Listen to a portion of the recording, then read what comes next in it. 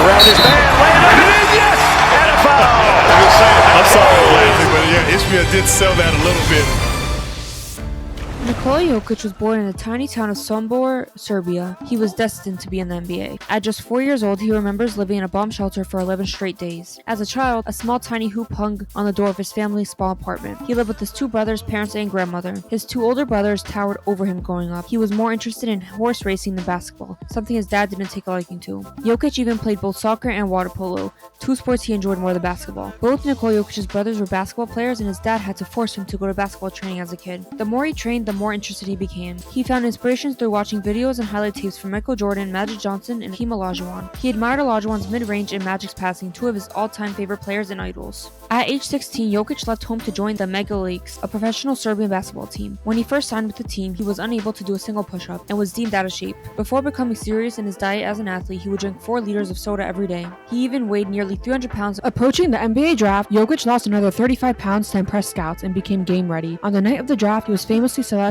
during a Taco Bell commercial. Even his brother, whom he lived with at the time in their small Serbian apartment, remembers having to wake him up to tell him he was drafted. He would go back to sleep thinking it was just a dream. Jokic strategically analyzed his opponents and always tried to outsmart them. As a rookie, he made the all-rookie team, but it wouldn't be until the 2018-19 season that he made his first all-star team and finished the season averaging 20 points and 10 rebounds. He would keep improving, finally reaching his goal of being MVP of the league in back-to-back seasons from 2020 to 2022. As one of the best centers in the game has ever seen, he continues to grow as a player and impress, leading his team to a #1 seed in the West. By the time his career is over, he wants to return to Serbia since there's no place like home. Jokic is like great hoops. You can't ruin that, especially in this time. Like, this playoffs is amazing so far. You can hate Jokic as a player, but you cannot deny how good he is. He is one of the best centers, most talented centers to ever live. Scored 54 points or 53 points the other game, but lost. That's unreal that he would drop that much and still lost. 54 points as a center, too, in the playoffs. You haven't seen something like that in a while from a center. Especially if he wins the championship this year, I think there will be a lot of conversations about Nikola Jokic. Honestly, I think he will be